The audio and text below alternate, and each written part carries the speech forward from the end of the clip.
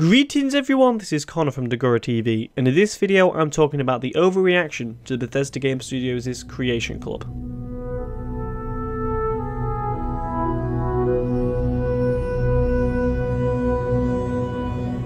Before we get into this video, I know for a fact I can see the dislike bar flying its way up, getting probably the biggest dislike numbers I've ever got, maybe on a video, and also on the Reddit thread due to me making this video, because of all the controversy that's happened after the Creation Club was announced.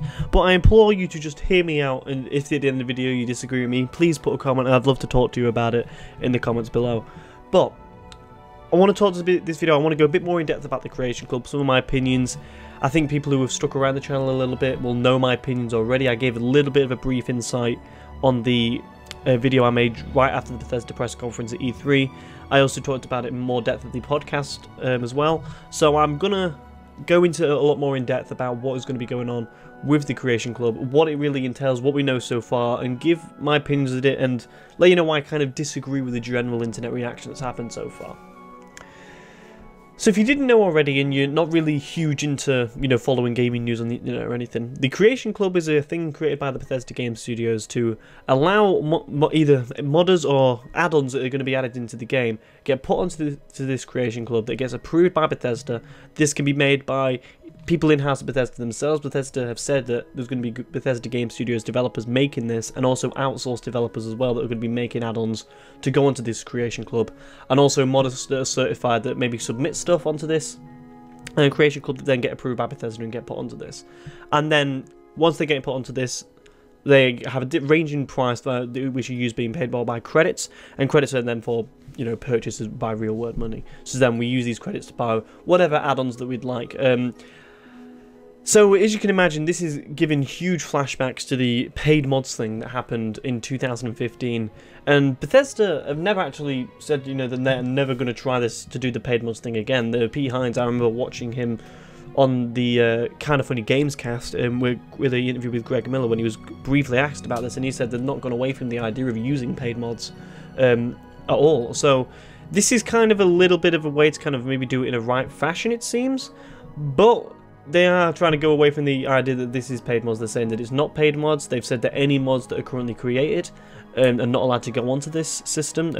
So things like the Climate of Tamriel mod, any mod that's been created, the Enduro mod, stuff like that is not going to be allowed to go onto this service because it's already been made and stuff like that. So I personally think that's the right idea. I know there's a few people who have kind of been outside of this discussion a little bit, who I've heard that have said, like, you're not allowed to, like, it's a kind of a douchey thing to kind of shut those people out who have done the work and everything, but I don't kind of think that, this is kind of a reason why I don't think it's really fully seen as mods in my eyes. I don't know, it's kind of a weird, we're going to have to wait for a bit more information to understand how it fully works, but it seems to be more kind of DLC light stuff on there than it does outright mod. So it's not going to be like the stuff to make the waves look a little bit nicer. It seems to be more content driven, and then it does seem to be more kind of like mod focused stuff. And maybe that's maybe an overreaction for myself, because even in that pre-show image that they showed of the Creation Club, there was a dwarven mud crab in there, which is very much a mod territory. But the reason why this Creation Club is kind of made, it seems to be, is to get more content for Fallout 4 and Skyrim that has been approved by Bethesda themselves, which is something that I've called out for, and a lot of people are the fans of these games have been calling out for as well, on both the consoles and the PC. These games have got a fantastic modding community, some of the best modding communities in gaming, and mods, they're always going to be free mods, but people who don't agree with this and don't want to pay for this stuff don't have to go pay for it. You can still use the Steam Workshop, and you can still use the Nexus mods, which is a little bit different to what happened with, and the whole thing with the Skyrim paid mods back in 2015 when Valve and Bethesda got involved, which was an incredibly douchey thing that went down, because 75% of the revenue that was going from these mods were going directly to Valve and Bethesda, and only 25% of the modder. The revenue breakdown for this hasn't been released yet. We're going to have to wait and see about that. There's been some absolute false reports that the modders are getting 0% revenue, and they're getting 0% revenue, and they're only just getting a upfront payment from Bethesda, which is completely nonsense. There was a post about that on the Bethesda subreddit, and the first thing it says is confirmation needed. So it's absolute, nonsense about that. No confirmation about that at all. We do need to wait to see more to be discussed about that before I can really share my opinions on it. But it seems to be more, there's going to be less of the actual kind of modding community that are going to be having stuff on this thing. When it comes down to the developers, it seems that there's going to be kind of game jams inside of Bethesda that are going to be putting stuff on this, and you know, other developers that work at Bethesda and stuff like that, or maybe other developers in general that maybe want to add stuff onto this, could be able to put stuff onto this and get that stamp of approval from Bethesda to put their thing on the Bethesda Creation Club, where people can, you know, be able to download it as they wish. But you know, if you don't agree with this, then by all means, just stick to the this Steam Workshop and the Nexus mod service, where in 2015, every mod that was on the Steam Workshop was allowed to, you could put a price on it, and there was some real, you know, kind of escalating in prices. There was no kind of median to follow. Like, there was some people, there was one, I think it was like a guy improving the textures of grass, something like that was charging $30 for the mod, which is, you know, just outright ridiculous. Whereas this, I don't know whether, again, it's a thing we don't know. Like, reading the FAQ, they've not done a great job of presenting this Bethesda. I think everyone can agree on that telling everyone what this thing actually is, they've done horribly at it. They've tried to do it as maybe as quickly as possible, but you know, it seems to, by looking at the image that they released, that Bethesda is setting the price themselves for what content is in there. So then we can definitely assume that there's going to be a team of people at Bethesda that are going to say, like, yes, this mod is, you know, up to scratch. This is, we want this mod to represent our company, because everything that's going on this Creation Club is representing Bethesda. That's one thing that we can say. So mods on there that are completely broken and don't work at all, and maybe got, you know, stuff like viruses in there and stuff like that, Bethesda can get a lot of flack for. Whereas, you know, the mod, again, you know, the mods that do well, that they've given the stamp of approval and brought light to, can get approved for and stuff like that. So it's not necessarily a bad thing of why I believe personally, because I'm going to break into that, why I don't necessarily believe that this whole Creation Club thing is a bad idea at first. The first thing is because I'm actually for modders receiving money, you know, personally. I said that in the video that I made about, the example that I gave was Enduro, where they said there was a free mod that basically transformed the game of Skyrim, pretty much. It gave huge amounts of content in that game, new area land, new story and stuff like that, and new weapons, armor sets, all that cool stuff in there, new lore as well. It was kind of like a game within a game, pretty much. And Enduro is something that I would pay for. You know, I would pay $20–30 for that, you know, because of the amount of content that was in there was absolutely incredible. And the thing that people said to me, well, one of the things that was in the comments was, why would you pay for it if you can get it for free? And the thing about that is when it comes down to it, every single game that gets released, you can get for free. If you want to pirate games and stuff like that, that is something that you can go and do. You know, you never have to pay for a game. But personally, as a fan of the industry and a fan of the artwork that people make when it comes down to games, I actually feel it's right, you know, to contribute, you know, money towards the people that have made it, even if I didn't like the game. You know, like, if I've given it a go and I've spent time in something that people have spent years creating, I want to contribute to that. I want to give them a bit of money towards it. You know, I like to kind of keep them going and say, yeah, I really like this. And, you know, that's maybe, you know, just a personal opinion, but I don't think it's that disagreeable. Like, I've personally rejected sponsorships from G2A on this side, because I want to pay for games that go directly to the developer themselves and stuff like that, and where they get a lot of money from it and a lot of success from it, because I feel that that's kind of the moral thing to do. And when it comes down to mods, if a modder is created, say like the Beyond Skyrim teams, Beyond Skyrim is a mod I featured on this channel that said I'm really excited for. If they said, we've worked really hard on this mod, we've worked on it for years and years and years and years and years, and we want to, you know, just charge for like $10 for it, just $10 to give us it as a one-time thing, and then you could be able to have the mod and all the hours of content and the original content that comes with it, I'd be absolutely perfectly fine paying that amount of money. And people throw this argument a lot, saying they're fine giving modders money, they'd be happy to donate if they'd be more than happy to donate if they had a donate tab on the website. Well, something that was actually interesting that come up on the 2015 mod scandal was there was an interview with, I think it was the head of Nexus Mods, was with Total Biscuit, and they had about an hour conversation just talking about the whole situation that went down. And one of the things that was brought up was there was a donate tab on the Nexus mod page where you can donate directly to the modder if you wanted to, and the guy said that pretty much no one uses it. So people that say they're happy to, they would donate to the modders if there was something there for them to do, are full of shit. You know, it's absolute complete full of bullshit with people who are saying that, because they're not using it. You know, the thing is there for people to donate, and people aren't doing it. They're just happy to get the stuff for free, which there's nothing wrong with that. I'm saying, you know, that it's there for free, and you know, you can download it for free. There's hundreds of mods that I've downloaded for free that I've not even thought about donating for. You know, there's loads of mods. I'd be an absolute hypocrite if I just said that, you know, you're wrong if you're not donating. You know, I think there's nothing wrong with that. And there's obviously, like, the Beyond Skyrim team, like, I'm in the Discord chat for the Beyond Skyrim team, and one of the things in their FAQ was that it says they will never ever charge for this mod. You know, they're happy enough, and, like, there's a lot of modders out there that are more than happy to just make their thing that they're really, really passionate about and see people playing it and see people enjoying it. That's a whole different avenue to go down. That's completely respectable, you know, and people really, you know, I think it's actually really appreciable from my end that they look at people playing their product, or not a product even, but their mod that they've made and spent years working on, and see people enjoying it, and that's satisfactory enough for them. I think that's fantastic. But I don't think that people who make this kind of stuff and huge amounts of content even, and want a little bit of a reward for that, I don't think there's anything wrong with that personally. And I also think as well, you know, like, and people say, let's go into the revenue cut down for a second, okay?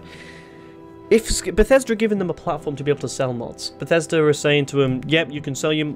Let's say, this ad, it doesn't seem that there's going to be a huge amount of modders on this, but let's say that a modder is putting his mod or onto this creation club, or his add-on onto this creation club. Bethesda do actually, I think, deserve a little bit of that, of the share of what they get from the revenue from that. And I think the reason for that is because they've created that platform for them to sell their mods on, for modders to be able to get a little bit of money from it. But I do think that the amount of revenue that they should get is small. Like, there's people, like, it definitely shouldn't be nowhere near as high as 75% like it was last time it was going to Valve and Bethesda. I personally think 25% is a good number, and they should split this by... I mean, gosh, you're purchasing credits to go onto this thing, to go onto this whole Bethesda creation club thing. I think Bethesda should choose to set the price for this thing, because I think there's varying prices for different levels of content. I think Bethesda should judge how much content is in it and how much it's worth, because it's going onto their price front, and people may disagree with that, but that's what I think, because you don't want the situation what happened last time, where for small little mods people are charging $30, and then the amount of credits that gets spent overall onto this product. So let's say a product's worth 100 credits, and then 1,000 people buy it, so then that will be 10,000 credits on there. From that credits, that should be then going to the real world value, and then that should be split into the revenue, and then Bethesda pay these modders on a monthly basis, kind of like how YouTube pays me, you know, on a monthly basis. You know, they see how much revenue has been tracked from my channel, and then 60% of that goes to me, and then 40% of it goes to YouTube, and that's how I personally think it should work. But when it comes down to it, all in all, you know, like, the reaction to this has been absolutely, I think, absurd, at the point when we don't know a lot about this. Everyone's kind of...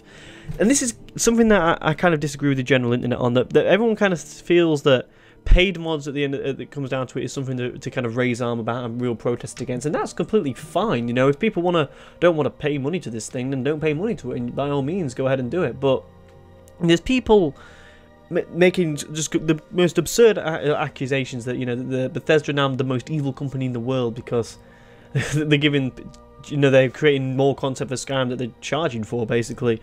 And I just don't really agree at this point. You know, there is obviously, we're at the stage where we don't know a lot about this thing, but, you know, when you see on the Bethesda subreddit a guy saying, like, do not buy mods, do not give them a single penny and all this crap, and these are the kind of people that, you know, were really stressed. It's the internet, you know. It's the internet, end of the day. They're the kind of people who shouting from the rooftops, we want another Mirror's Edge game, give us another Mirror's Edge game, we want it so badly, oh, we'll be so hard to get another Mirror's Edge game. Another Mirror's Edge game comes out, a new Mirror's Edge game comes out, and none of them play it because these people are full of shit. These are the kind of people that are going, like, don't pay money to this, don't pay money to this thing, don't pay money to this thing at all, and then a cool mod gets put on there by Bethesda, or a cool DLC like thing gets put on there by Bethesda themselves, and what do? They go and buy it. You know, people don't speak with the wallet. You know, we didn't like the ending to Mass Effect 3. Oh, well then why did you buy Mass Effect Andromeda? It's them kind of people that just want to get angry about something, and then just kind of completely disregard their opinion. My god, I can see the dislike bar on this video flying up in the rank comments that are coming in. But I just completely disagree with that stance, to be honest with you. We need to wait for more information before we can get angry about it. I'll be the first one to say that Bethesda has done a terrible job at describing this thing. But when it comes down to it, I get a little bit... I kind of like the idea of Bethesda giving more content for Fallout 4 and Skyrim. I support that strongly. I'm looking forward to see what they actually put on there. Again, that's another thing. We've got to wait to see what is actually put onto this thing. If it is just literally going to be Dwarven Mudcrab and stuff like that, then we can, and then they charge you for that, and that's stuff that we can get from Nexus. That's another thing as well. A lot of the stuff that we can probably get on this is probably already available. Then why would you pay for it if you strongly disagree with it? Just get it from Workshop and Nexus. They've always said that free mods is going to be something that's not going away. They're always going to support free mods. You know, Bethesda has been one of the, you know, as a company, has been one of the most supportive members of the modding community, probably like in gaming, you know, like, and you see other big companies like Rockstar that, you know, are shutting down people that are modding even their single player game at the start of it, and they've kind of come around on that a bit more and just kind of let people get on with it. But when it comes down to Skyrim and Fallout 4, there's been no issues. People can do whatever the hell they want with their game, and I always think that's really something that's been really, really cool about Bethesda Game Studios' games in particular. And I'm looking forward to see what is actually going to be on this stuff, what can we kind of expect, and then I'll make another video about it. But my early impressions is that I'm not grabbing the pitchfork, I'm not grabbing the fucking flamethrower and walking over to Maryland and it's going to start burning down the studios because this is the worst thing that's ever happened in the history of gaming. I'm for giving modders money, I'm for modders charging for their mods, but I want it to be in a fair system, and I want it to be fair where they get a lot more of the revenue than what they did last time. And when we get more information about this, when Pete Hines stops getting a load of bullshit on Twitter from people that are absolutely raging and angry at this, and then when they can actually start telling us what this is really going to entail, then I'll be looking forward to actually seeing what this thing's going to really entail. But at this point, we don't know a huge amount about it. What we do know when it comes down to it is what we know when it comes down to it is that paid mods is a thing. Is not going to be the same as what it was before. It's going to be a different process. It's different. They've also done this thing as well where people are taking the piss out of them for where they're saying it's not paid mods, but it's not DLC, so it's somewhere in between. I don't really know what that thing in between is. It'd be cool if they give it a name for it, and if it's something ridiculous. It looks like it's going to be kind of like mod add-ons-ish, but then, you know, there's stuff for Skyrim which are labelled mods, like Skywind that's coming out in the Beyond Skyrim thing, and that's more DLC-like stuff than it is actually mods. But we're just going to have to wait and see what this is going to be like. But let me know what you think in the comments below. Agree with me or disagree with me, please put your comments in below. I love talking to people in the comments about it and everything. If you want to dislike the video, by all means, go ahead and dislike it if you really strongly disagree with me. But it is an opinion piece, this video. I just disagree with the reaction to the whole thing. People have gone way over the top about it, but, you know, that's the internet at the end of the day. Just let me know what you think. I'd love to see what you actually believe about this whole thing. If you are one of these people that are really against this and not going to pay for it at all, please put your comment out. I'd love to see what your opinions are, because that's a good thing, you know. Opinions are a great ground to debate off of, and I've been lucky, you know, to have a channel with, you know, we've got a few kind of loyal subscribers to this channel, which have all got pretty different opinions about different stuff. And, you know, I always love people to kind of just chip in with their thoughts about different topics that we talk about on the channel and everything like that. And people that I disagree with as well. I love having people that just disagree with me. I don't like having yes men at the channel. I want to see what people think about this stuff. Do you think it's a good idea? Do you think it's a bad idea? I think we can all pretty much agree that they've talked horribly about this Bethesda. And please let me know what you think. Follow me on Twitter as well at DeGoraC, and make sure you subscribe if you're interested in more Bethesda related content. And I'll see you guys later. Goodbye.